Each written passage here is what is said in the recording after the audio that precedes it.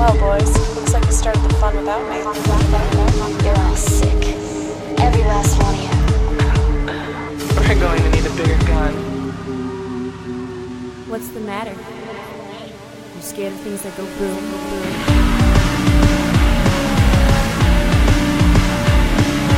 Give me one goddamn reason why I shouldn't blow your goddamn brains all over that goddamn wall. My name is Eric, and I'm here with Talkie fanatic Michael Kessler. I love talkies. And we have some talkies on the showgram today. We're going to be doing two films that are kind of a reaction to both World War II and, of course, Nazis in the cinema of the time. Well, comedic cinema. The comedic cinema of the time. Yeah, the comedic cinematic reaction to that era and to that war. What are the two movies we're talking about? We're going to do the Marx Brothers film A Night in Casablanca and Charlie Chaplin's The Great Dictator. So this is kind of an era we've never looked at, although it's a subject matter we've looked at, I believe, 100,000 times. I apologize for that. No, it's absolutely fine. You know, year one was big on that because we had a bunch of stuff. We had Schindler's List, infamously with Tank Girl. We had the infamous Downfall, and a whole lot of stuff in between. I mean, even things like App Pupil. Hard Rock Zombies. Yeah, right. There's Nazis just appearing all over this show. So that's been in stuff a little more recently, too, but we haven't covered it in as full subject matter as we did back in the first year. What's more interesting to me, now that we've covered all that stuff and why we probably haven't brought it up since then, is I don't know a lot about cinema of that time, with the exception of, I guess, the Fritz Lang kind of stuff, of monster movies, and later film noir. And that's kind of a couple different decades there, and none of that really addresses the war at all. And now we're looking at comedy addressing the war, which brings up that wonderful question: how soon is too soon? How soon is too soon? Apparently, America's involvement. Yeah.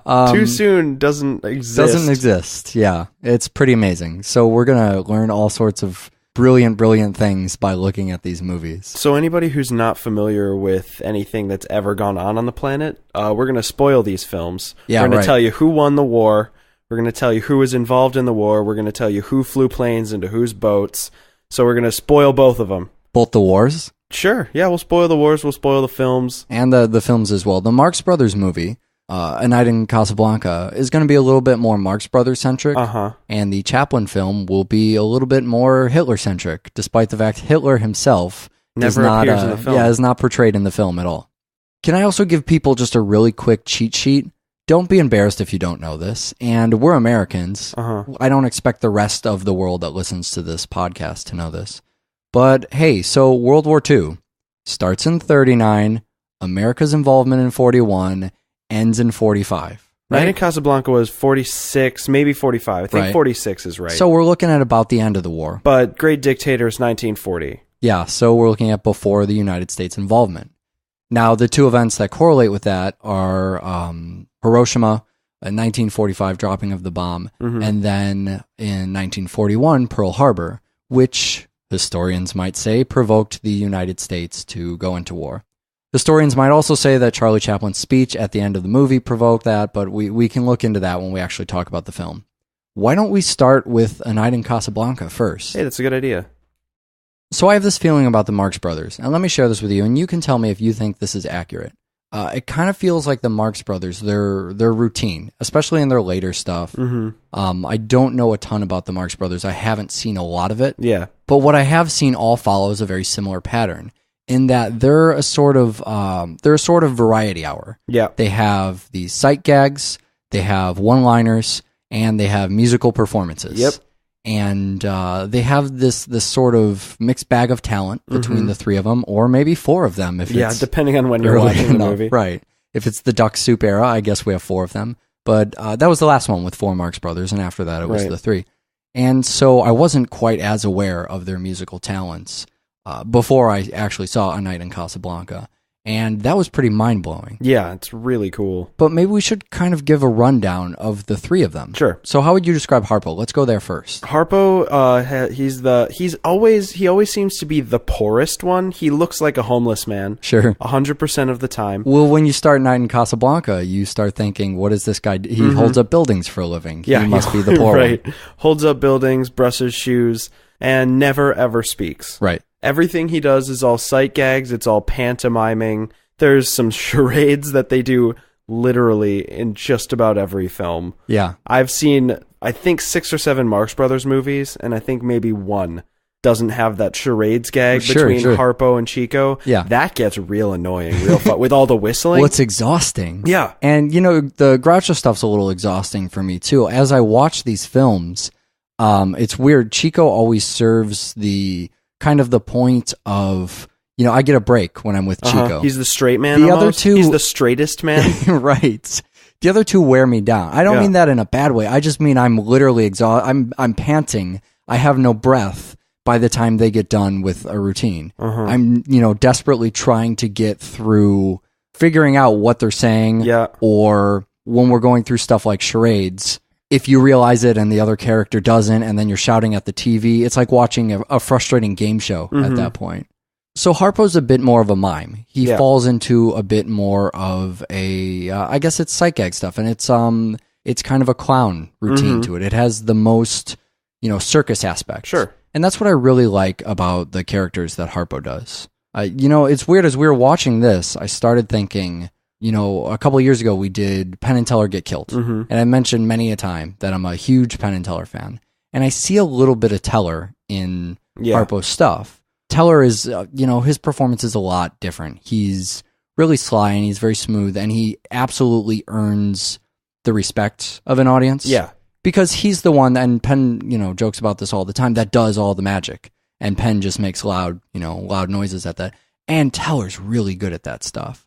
But I was reading an interview where someone actually asked him about, the Marx Brothers and if he was influenced by Harpo when he was younger. And I thought it was funny, the reason he cited Harpo not being an idol of his, not being someone who he was influenced by, was that he was too clownish. Yeah. That he found, he found a lot of interest in him when he was being violent, or I think the word he used was fiendish, but the clownish stuff was always kind of a turnoff for him. And I see a lot of that in Harpo, whether it's the charades or... the big cigarette? Yeah, right. Almost prop comedy. Yeah, the fencing stuff. But I think Harpo still deserves a lot of recognition. And I don't think anything, Teller saying was slighting him of that. It just kind of different routines, right? But, you watch Harpo do these different things. Particularly the scene in A Night in Casablanca where he's playing the harp, where he gets out of the elevator. Right, his namesake. Yeah, I've never actually seen anybody play a harp. Maybe it's always this mind-blowing when you see it. Somebody who's good at playing the harp will always look that good playing the harp. It's pretty fucking amazing though, right? I mean, that doesn't diminish it at all. It really is shocking. And he's kind of playing this medley of different pieces, but stuff that are, it's woven together and it kind of has its own unique spin on the pieces. And it's done for a really cheap gag. Yeah. I mean, the gag is that he's impressing the poster. It's really just an excuse for him to show off. They do that all the time. They do that in plenty of the Marx Brothers movies, and that's because that's what they do. That they're good at it. I mean, they were probably raised playing these instruments, and I ended up doing comedy as a side thing. Sure, but this isn't a stage show, so they can't get away with, all right, now we're just going to play an instrument. They're doing it in the format of a film, so they need some kind of reason to go up into the attic and play a harp. And so that's just, the excuse that Chico has something really similar. I mean, Chico has a piano number. Right. And that's amazing. Not so much for the song, which is all right, whatever. But the song's not the amazing part for me. It's the ease at which he plays it. Exactly. It's, it's a gag for him. He's, the thing he does with his right hand, especially the way the frame is lined up. And, it's a single take shot that we're looking at for the beginning of the piece or the first half of the piece or what have you. And it's just showing his hands, at work. And his right hand is making gags while his left hand is doing... He's pointing at keys and he's kind of making a little gun gesture as he nails off the note. It seems so effortless to him. Yeah. It's pretty amazing when you see it. But how else would you define Chico? Because I feel like he's often the one... Groucho we know, and Harpo doesn't talk, so that's easy enough. But who the fuck is Chico then? Chico is the guy that for some reason fakes an Italian accent all the time. So it's a fake accent. Yeah, he fakes this kind of... He's kind of always a businessman. He's kind of always looking to make some cash, but he's a nice guy. Right. He's always trying to figure out a way to reconcile wanting to make money and not wanting other people to get in trouble and get hurt.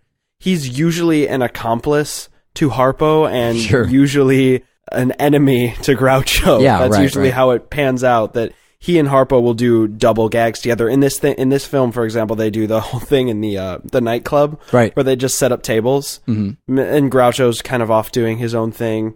But then later on, we have the opposite thing where Chico is knocking on the door consistently, thwarting Groucho's Right. plans to sleep with. I don't even know if that's the intention in this film. I think he that's just the kind idea. of wants to cuddle. Yeah, that might be it too. But but he Chico wants to cuddle. The mustache wants some action. Right, exactly. But Chico won't give him any action, and eventually he takes the action away. So then we're left with Groucho. Groucho is my favorite. I mean, I know he's kind of everybody's favorite, but I love Groucho Marx. He So this is not the first time that we've actually heard. I mean, I guess it's the first time we've technically seen Groucho on the show. First time we've seen him act. But we saw some stills of Groucho and heard a good, friendly Groucho conversation back when we did the Devil's Rejects. Oh yeah, I remember that. Yeah, that was good. I believe the conversation ends with "fuck Groucho." Right. But right. in this film, Groucho is in full form. He's more than a photograph. He plays the manager of the hotel. Yeah, he manages this hotel the way I would manage a hotel. Yeah.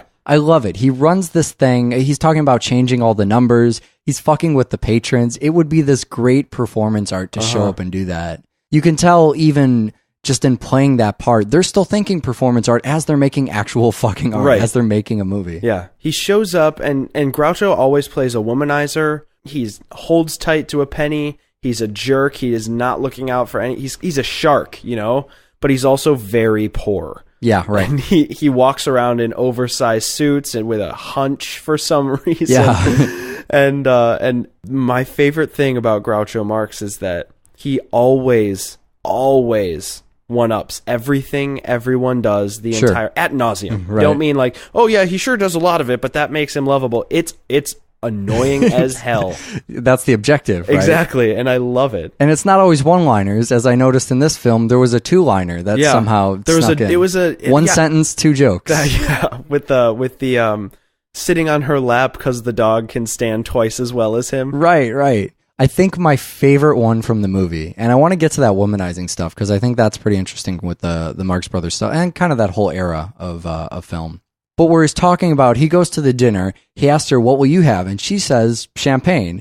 And so he goes, waiter, get this lady a cheese sandwich and bill it to her. Yeah. It's something about that. It's just so mean. It's so cruel. It appeals to that sense of dark humor I have. But women are strange in these movies. Yeah. Because they're very much objects. Mm-hmm. They're never, not to say they're not celebrated. Right. Because the whole idea of his character is, you say womanizing, and I guess it's not in a bad way. He loves women, but at the same time, he's a little bit slimy about it. He's always coming onto them. He doesn't ever give them any space. He has no tact. And the women are there as props, much like a lot of the characters are. Not to say it's just women, but you don't find a funny woman in a Marx Brothers movie. That doesn't that's exist. true. The women are either like in this movie, both roles are filled. There's the femme fatale kind of role, and that's usually the one that Groucho's trying to get with. Sure. And then there's the sweet innocent girl role who's always paired up with the hunky role that none of the Marx Brothers could ever fill. Right. So in every movie, they bring in a hunky dude who all he has to do is show up and just be a nice guy. Right. But could you imagine how different these movies would be if they had, a female comedian in there? Especially in the later stuff where it starts to get a little more repetitive, to really just differentiate it, to do something like Carol Burnett or something. Yeah, to do something so completely new. I mean, we see that a little bit more. We've covered some Mel Brooks stuff. Right. And we do see that in the Mel Brooks movies. There's some great lines given to the women of those films. And even just their reactions, all any woman has to do in a Marx Brothers movie is, give a straight reaction. So they're not even given a lot of room there. But I don't think that's just women. It's always women. The women always have that role, and whereas the men don't always. But there are men who get that role too. And it's fun to see Groucho act his part across from mean people. Look at the guy, the patron, or the attempted patron. at the hotel. He's the president of some laundry thing, right? Yeah, and Groucho, of course, takes off his shirt and throws. I mean, he's got the joke lined up every single time. And we notice that a lot of the time we don't know what the jokes mean. No, not at all. It seems like he sometimes just pulls one-liners out of his ass, and you just have to go, "Oh, you got me." It reminds me of a Dennis Miller thing. Yeah. You know, just reference after reference, and you're forced to either laugh at it or everyone thinks you're an idiot. You change the channel. Yeah. Change the channel is actually what you should do. But in this particular scene, there's a patron that comes in and he wants to check in with his wife, who Groucho apologizes that's his wife. But he's a rude guy and he's really self-entitled. And so for maybe the first, and I don't want to say first and only because we're dealing with a Nazi here and we do have to eventually get to that. But the only character outside of the Third Reich that is really made fun of, really deserving the rude response that he gets from Groucho. He's just a jerk, and Groucho won't let him in because he's afraid he wants to have sex in his family establishment. Right, and he doesn't have his marriage license with him. And that's probably... Did things actually work that way? That's fucked up. I don't know anything about that. I just want to go on record as not supporting it. Is that okay? I'm sure. Yeah, I don't know anything about it either. I don't know. I doubt it was a legal thing. I'm guessing it was just his personal preference. He didn't want people fornicating outside of marriage. Sure, but then there's that weird thing where Chico won't let him have sex with the woman either. Well, that's because she's going to kill him. Those different are different than the marriage standards. license. Yeah. Different than the marriage license. So let's get to these goddamn Nazis. So we were going to look at a couple differing approaches to making fun of the Nazis as a reaction to World War II. Because when you're in a really fucked up situation, whether you're just getting into it or in this case, just kind of getting out of it, we just dropped the bomb. So that's about as fucked up a thing as the United States has ever. I don't know. The United States has done some fucked up things in its history, but that's up there, right? No, absolutely. And so there is a period of taste where you don't want to react to that. A period I and Gilbert Gottfried do not believe in, something we covered during The Aristocrats with Gilbert Gottfried's wonderful. I still love the guy to this day because of the 9/11 stuff he did at the roast. But beyond the period of taste, once you get past that, and that's not really what we're concerned with here, there is the question of what is the reaction? What do comedians do in reaction to that?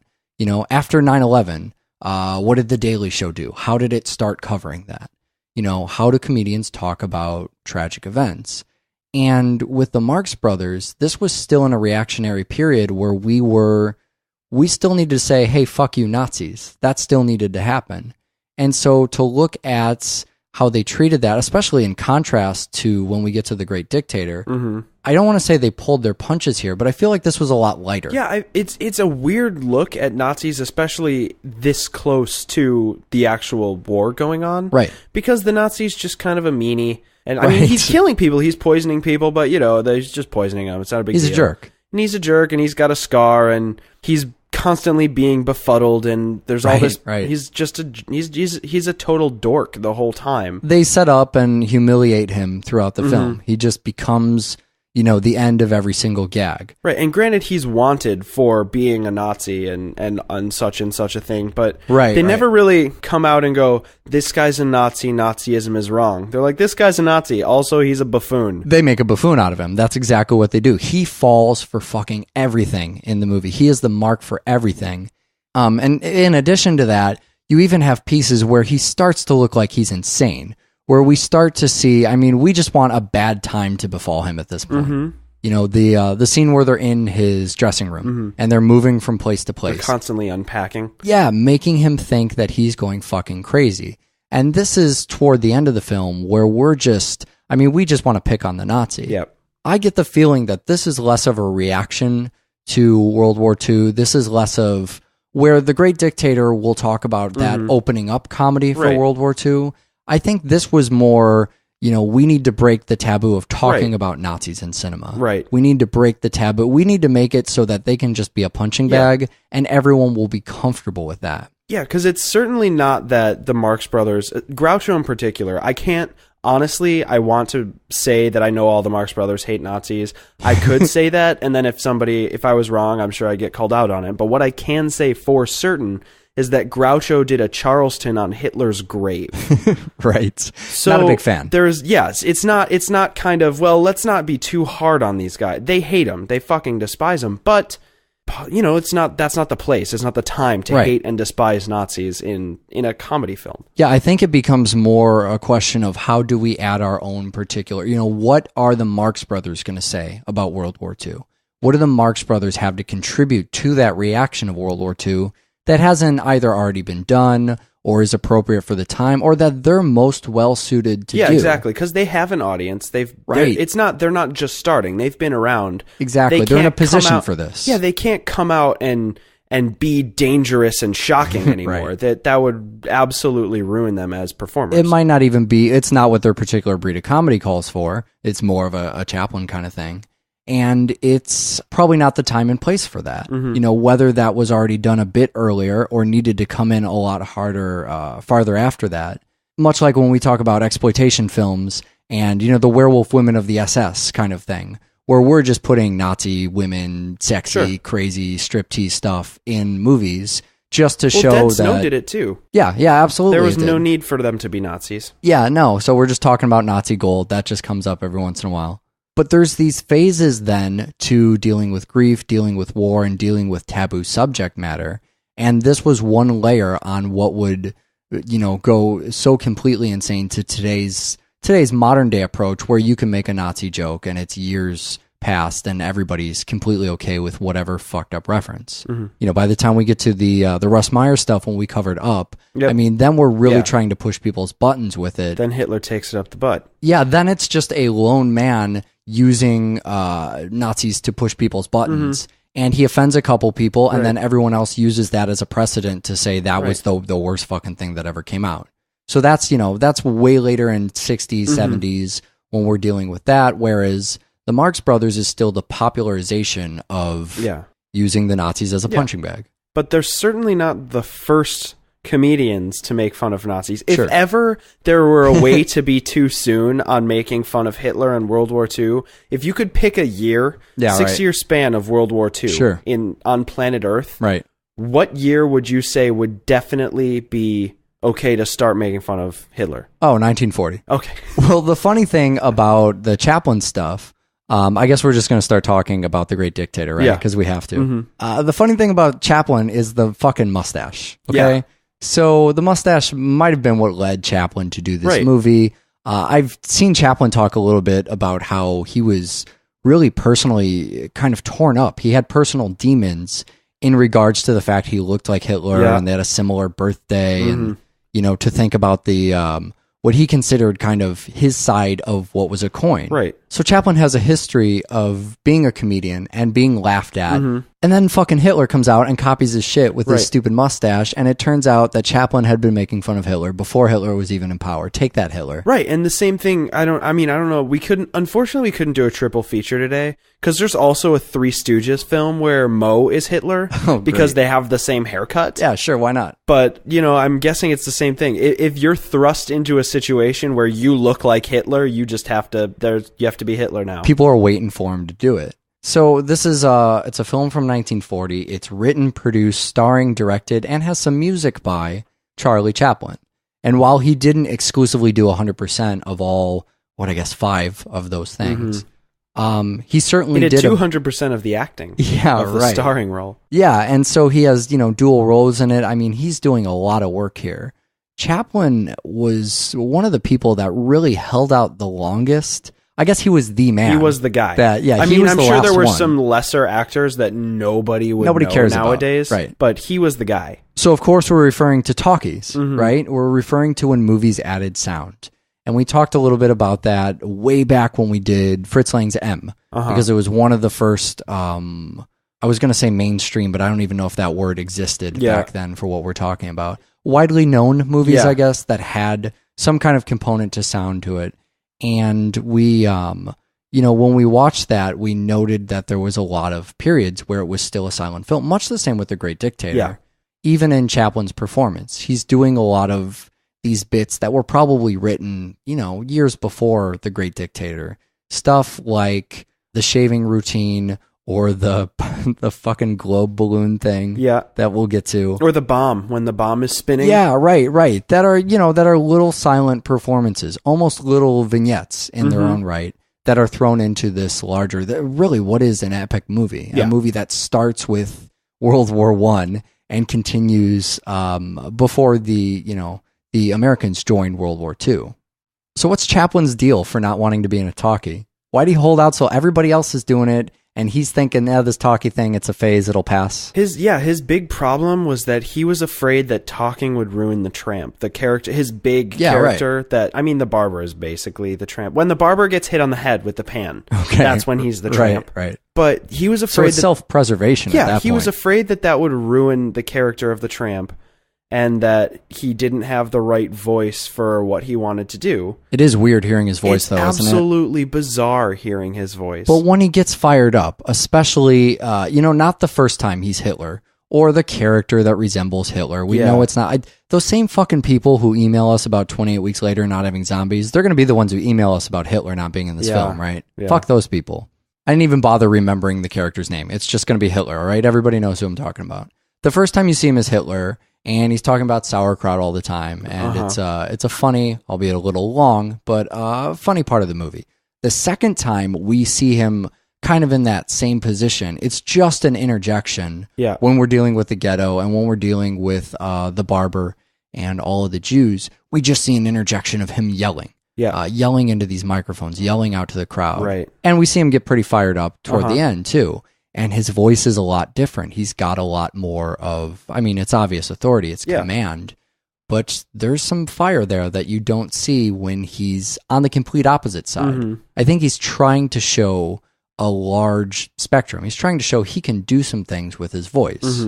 So he creates his first talkie, and one that was really well known, one of his most well-known films, although people remember him for being a silent actor. They don't remember him for these roles. Yeah, I think what's really bizarre for people is that a lot of people know that Charlie Chaplin was in The Great Dictator. They don't know that there was talking in The Great Dictator. Right. Which is how he probably would have wanted it. He wants the recognition for the thing he put together. He would always have remembered himself as a silent era actor. The thing that surprised me, even more so than his voice, was the fucking production values of this movie. Specifically in the beginning. When everything's giant and blowing up. Oh my God. So we have this this war movie that we just turned on here, right? And it starts on a really wide shot, and there's explosions going off, and there's a lot of detail to what is a pretty barren set. Yeah. For just looking at World War I trenches, they're pretty mapped out. Yep. I expected this to be a movie we had to play along with a little bit. Some stock footage. Most of the time he's just in a building. Right, and it's goofy. I expected that we'd have to use our imaginations a bit on this one. But you see the trenches. You see every fucking sandbag, and they're all dug out, and they have the barbed wire on them. And more so the explosions. Explosions can't be that expensive, but they're going off in beautiful synchronicity. It seems like a more serious version of the kind of choreography we would later see when he's, doing a ballerina scene or a kind of mime scene, even with the bomb or with a food fight later. Yeah.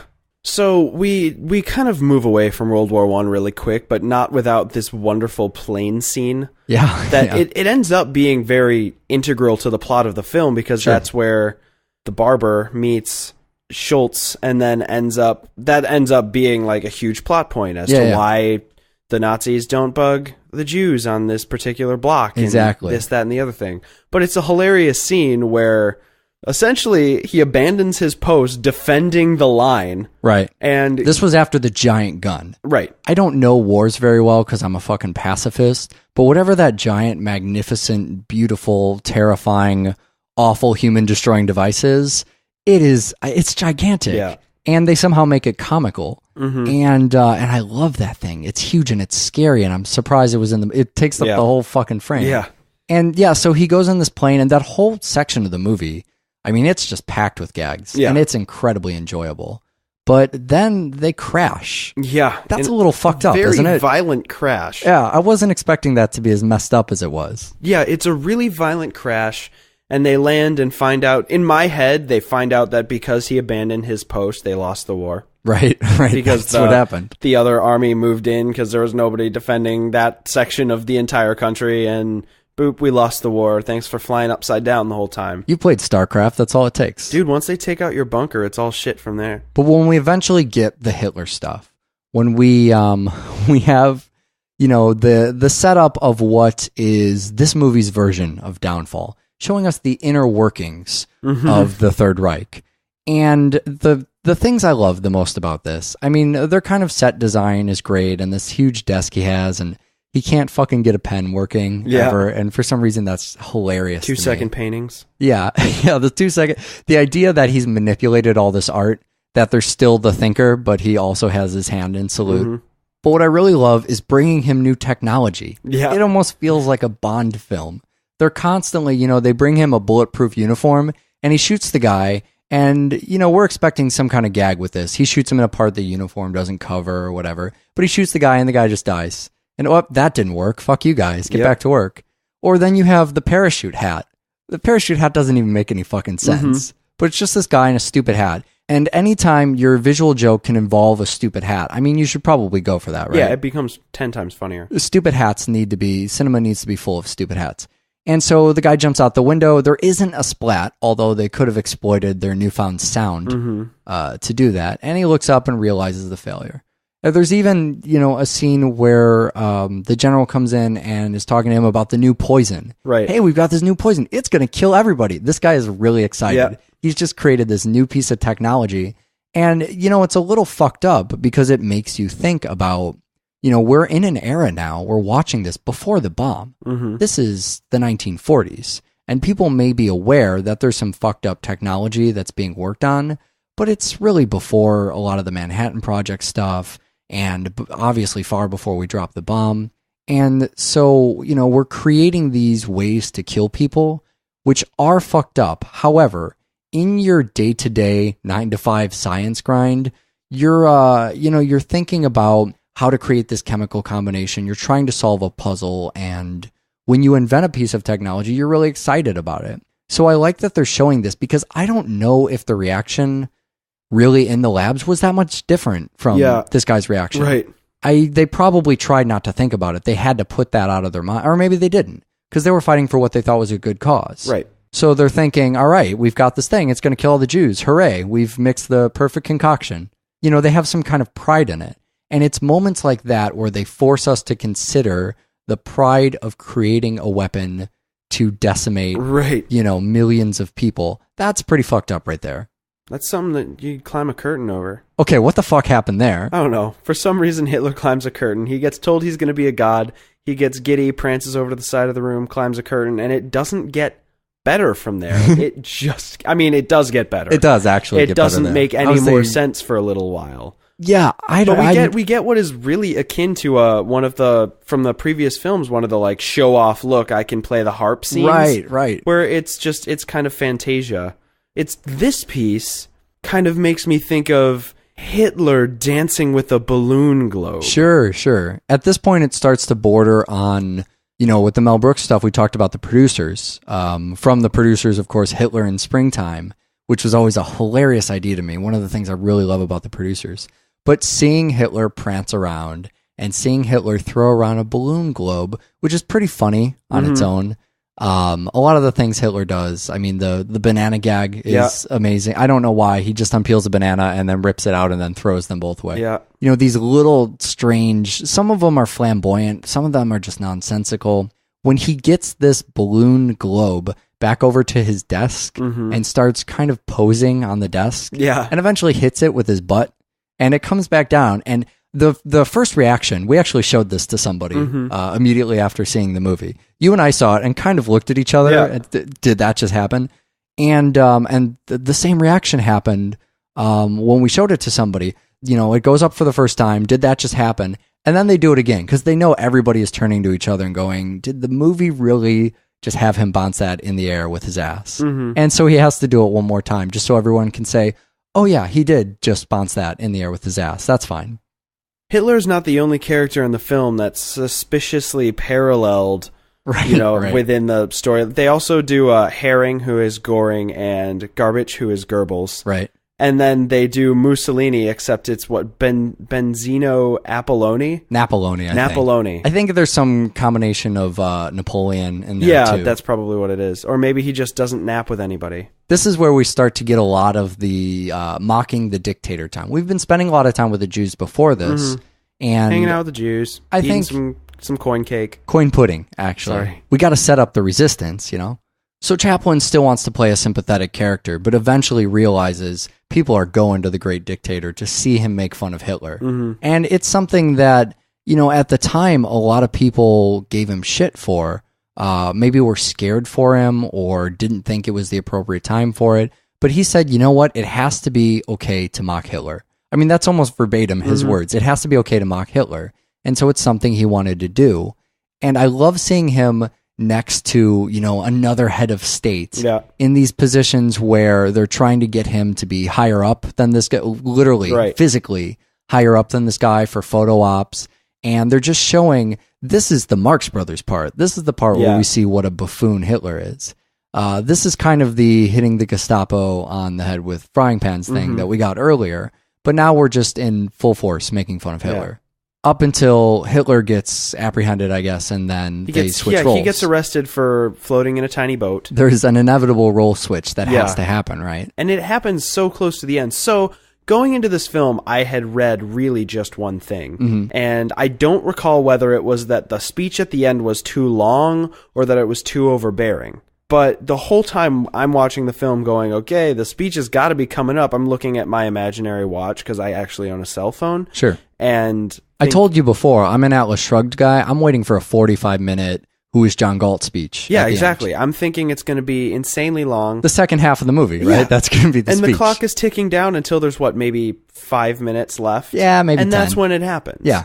It's after the scenes where the barber is now masquerading as Hitler. And I love that, too, that he flinches. Every time he walks by and they all salute or they raise their guns or whatever, he flips the fuck out. It just shows how unnatural and awful all of this organization and military and how the scared the Jews were. Yeah, right. Well, clearly that too. But I don't think you can get a more, talking about myself as a pacifist, I don't know that I could see something that gives me more joy than just seeing a natural human reaction to a bunch of people in uniform fucking doing something in unison. It's terrifying. Does not need to happen.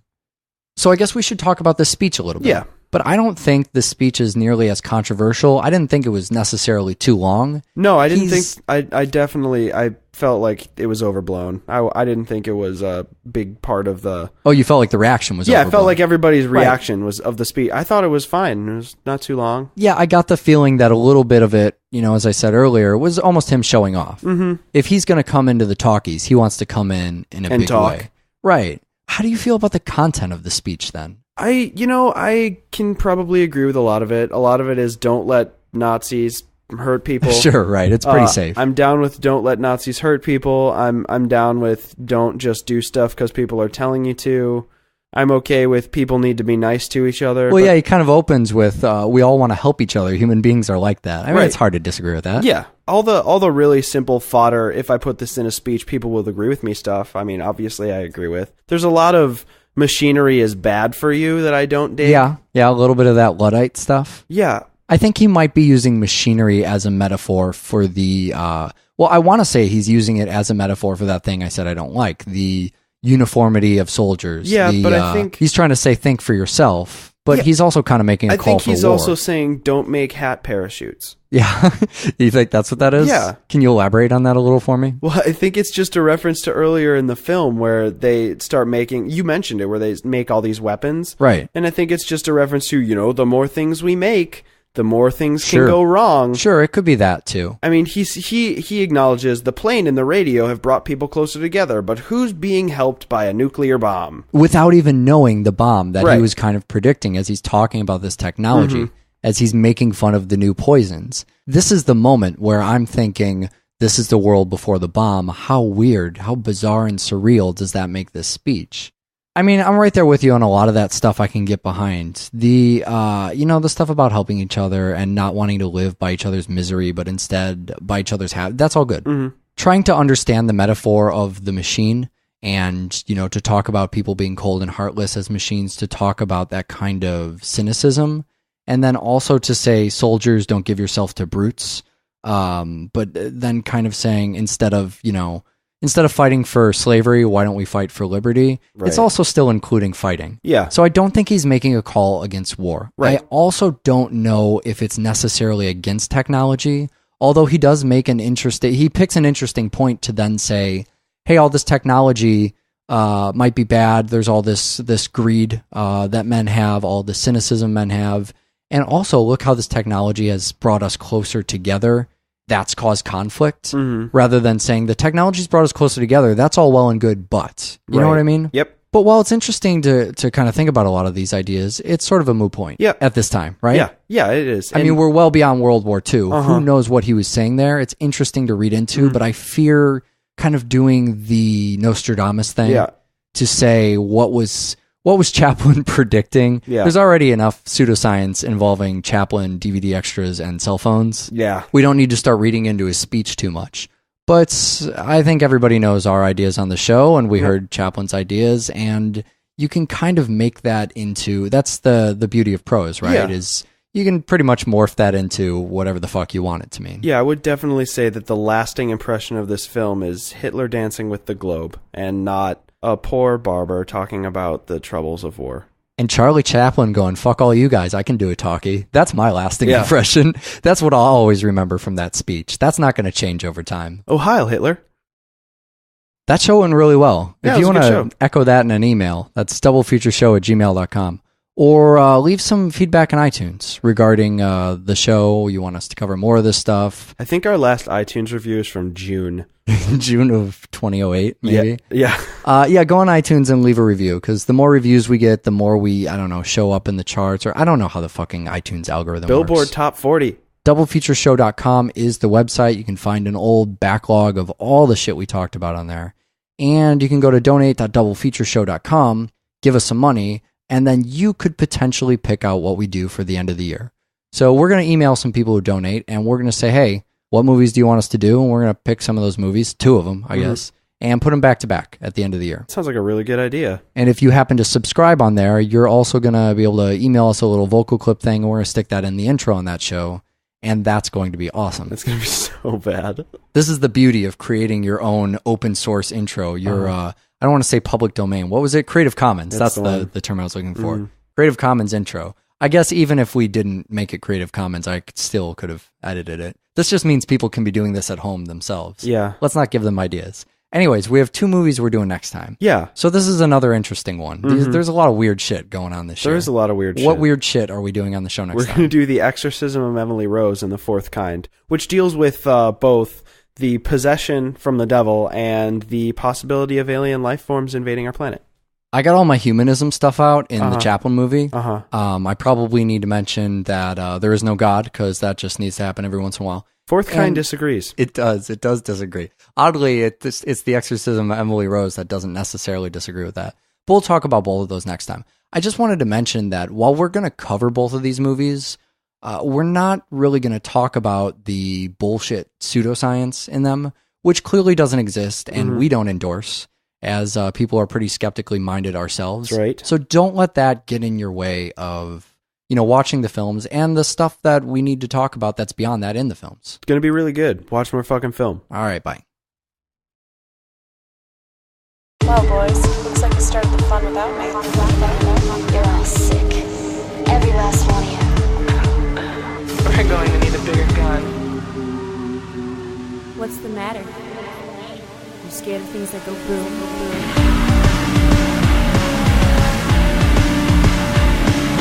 Give me one goddamn reason why I shouldn't blow your goddamn brains all over that goddamn wall. My name is Eric, and I'm here with talkie fanatic Michael Kessler. I love talkies. And we have some talkies on the showgram today. We're going to be doing 2 films that are kind of a reaction to both World War II and, of course, Nazis in the cinema of the time. Well, comedic cinema. The comedic cinema of the time. Yeah, the comedic cinematic reaction to that era and to that war. What are the 2 movies we're talking about? We're going to do the Marx Brothers film A Night in Casablanca and Charlie Chaplin's The Great Dictator. So this is kind of an era we've never looked at, although it's a subject matter we've looked at, I believe, 100,000 times. I apologize for that. No, it's absolutely fine. We had, year one was big on that because we had a bunch of stuff. We had Schindler's List, infamously with Tank Girl. We had the infamous Downfall, and a whole lot of stuff in between. Even things like App Pupil that Hard Rock Zombies. Yeah, right. There's Nazis just appearing all over this show. So that's been in stuff a little more recently too, but we haven't covered it in as full subject matter as we did. Let's go there first. Harpo, he always seems to be the poorest one. He looks like a homeless man. Sure. 100% of the time. Well, when you start Night in Casablanca, you start thinking, what is this guy? He holds up buildings for a living. Yeah, he must be the poor right. one. Holds up buildings, brushes shoes, and never ever speaks. Right. Everything he does is all sight gags. It's all pantomiming. There's some charades that they do literally in just about every film. Yeah. I've seen, I think, 6 or 7 Marx Brothers movies, and I think maybe one doesn't have that charades gag between Harpo and Chico. Yeah. That gets real annoying, real fun, with all the whistling. Well, it's exhausting. Yeah. And, the Groucho stuff's a little exhausting for me, too. As I watch these films, it's weird. Chico always serves the kind of the point of... I get a break when I'm with Chico. He's the straight man. The almost. Other two, he's the straightest man. Right. The other two wear me down. I don't mean that in a bad way. I just mean I'm literally exhausted. I'm panting. I have no breath by the time they get done with a routine. I'm desperately trying to get through figuring out what they're saying. Yeah. Or when we're going through stuff like charades, if you realize it and the other character doesn't, and then you're shouting at the TV, it's like watching a frustrating game show at that point. So Harpo's a bit more of a mime. He falls into a bit more of a, I guess it's sight gag stuff, and it's kind of a clown routine to it. It has the most, circus aspect. Sure. And that's what I really like about the characters that Harpo does. It's weird, as we were watching this, I started thinking, a couple of years ago we did Penn and Teller Get Killed. And I mentioned many a time that I'm a huge Penn and Teller fan. And I see a little bit of Teller in Harpo's stuff. Teller is, his performance is a lot different. He's really sly and he's very smooth, and he absolutely earns the respect of an audience. Yeah. Because he's the one, and Penn, jokes about this all the time, that does all the magic. And Penn just makes loud noises at that. And Teller's really good at that stuff. But I was reading an interview where someone actually asked him about, the Marx Brothers and if he was influenced by Harpo when he was younger. And I thought it was funny, the reason he cited Harpo not being an idol of his, not being someone who he was influenced by, was that he was too clownish. Yeah. That he found, he found a lot of interest in him when he was being violent, or I think the word he used was fiendish, but the clownish stuff was always kind of a turnoff for him. And I see a lot of that in Harpo, whether it's the charades or... the big cigarette. Yeah, right. Almost prop comedy. Yeah, the fencing stuff. But I think Harpo still deserves a lot of recognition. And I don't think anything, Teller's saying was slighting him of that. It just kind of different routines, right? But, you watch Harpo do these different things. Particularly the scene in A Night in Casablanca where he's playing the harp, where he gets out of the elevator. Right, his namesake. Yeah, I've never actually seen anybody play a harp. Maybe it's always this back in the first year. What's more interesting to me, now that we've covered all that stuff and why we probably haven't brought it up since then, is I don't know a lot about cinema of that time, with the exception of, I guess, the Fritz Lang kind of stuff, of monster movies, and later film noir. And that's kind of a couple different decades there, and none of that really addresses the war at all. And now we're looking at comedy addressing the war, which brings up that wonderful question: how soon is too soon? How soon is too soon? Apparently, America's involvement. Yeah. Too soon doesn't exist. Doesn't exist. Yeah. It's pretty amazing. So we're going to learn all sorts of brilliant things by looking at these movies. So anybody who's not familiar with anything that's ever gone on the planet, we're going to spoil these films. Yeah, we're going to tell you who won the war. We're going to tell you who was involved in the war. We're going to tell you who flew planes into whose boats. So we're going to spoil both of them. Both the wars? Sure. Yeah, we'll spoil the wars. We'll spoil the films. And the films as well. The Marx Brothers movie, A Night in Casablanca, is going to be a little bit more Marx Brothers centric. And the Chaplin film will be a little bit more Hitler centric, despite the fact Hitler himself never appears in the film. Yeah, is not portrayed in the film at all. Can I also give people just a really quick cheat sheet don't be embarrassed if you don't know this. And we're Americans. I don't expect the rest of the world that listens to this podcast to know this. But hey, so World War II starts in 39, America's involvement in 41, ends in 45. Right? Night in Casablanca was 46, maybe 45. I think Right. 46 is right. So we're looking at about the end of the war. But Great Dictator is 1940. Yeah, so we're looking at before the United States involvement. Now, the two events that correlate with that are Hiroshima, a 1945 dropping of the bomb, and then in 1941, Pearl Harbor, which historians might say provoked the United States to go into war. Historians might also say that Charlie Chaplin's speech at the end of the movie provoked that, but we can look into that when we actually talk about the film. Why don't we start with A Night in Casablanca first? Hey, that's a good idea. So I have this feeling about the Marx Brothers, and let me share this with you, and you can tell me if you think this is accurate. It kind of feels like the Marx Brothers, their routine, especially in their later stuff. I don't know a ton about the Marx Brothers. I haven't seen a lot of it. Yeah. But what I have seen all follows a very similar pattern in that they're a sort of variety hour. Yeah. They have these sight gags, they have one-liners, and they have musical performances. Yep. And they have this sort of mixed bag of talent between the three of them, or maybe four of them. If it's depending on when you're early watching the enough. movie. Right. If it's the Duck Soup era, I guess we have four of them. But that was the last one with four Marx Brothers, and after that it was the three. And so I wasn't quite as aware of their musical talents before I actually saw A Night in Casablanca. And that was pretty mind-blowing. Yeah, it's really cool. But maybe we should kind of give a rundown of the three of them. Sure. So how would you describe Harpo?